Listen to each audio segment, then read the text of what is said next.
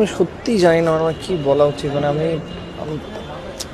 It's really sad. মানে আমি ভোলে বাবার এত ইন্টিগ্রাল পার্ট ছিলাম, আর এরকম একটা নিউজ এখন আমরা সব বন্ধুরা মিলে একটা ক্রিকেট টুর্নামেন্টে, এখানেও সব অ্যাক্টররাই আছে, মানে আমাদের এখানে সবাই খুব শকড। আর আমি সত্যি, কারণ আমি জানি না আমার কী বলা উচিত।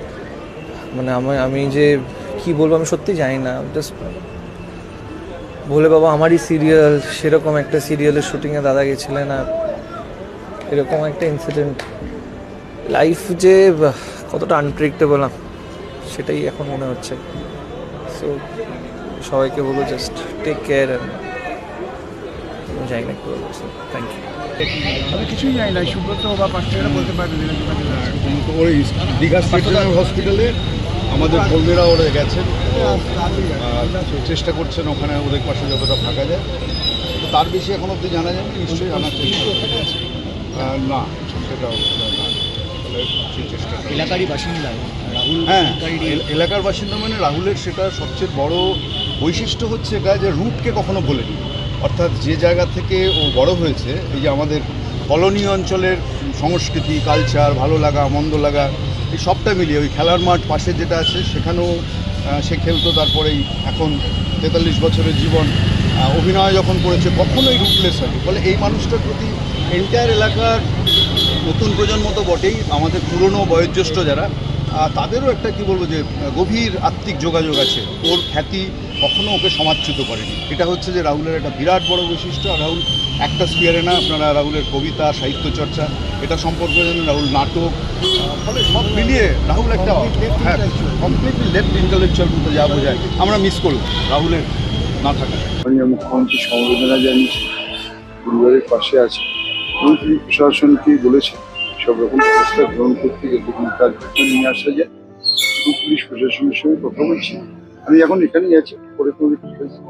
আপনি রাহুলের প্রতিবেশী, মানে বড় কথা প্রতিবেশী, এবং রাহুলকে চেনেন, রাহুলের পরিবারকে চেনেন, মায়ের সঙ্গে যখন কথা বলেন এটা কোনো মাকে তার সন্তানের মৃত্যু শোনার পর আর ঠিক থাকতে পারে, খুবই বাজে। কি বললেন আপনি? রাহুলের ট্যালেন্ট হারালো বাংলা, মানে এরকম একজন প্রতিভাবান মোবাইল ছাড়াও না শিল্পী শুধু হারানো না, এইভাবে চলে যাবে এটা ভাবাটা সত্যি খুব দুঃখের, কষ্ট ভাবা যাচ্ছে না, মানে এখন বিশ্বাস হচ্ছে না। আসলে কি আছে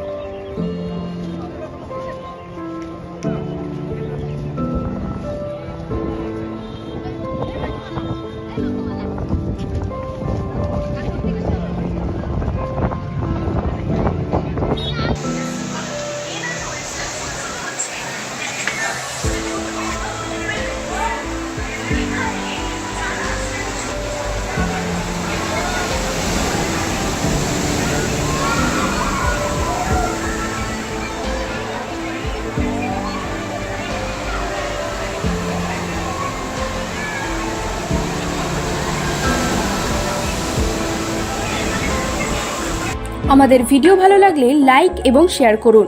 কমেন্ট সেকশনে গিয়ে জানান আপনাদের মতামত।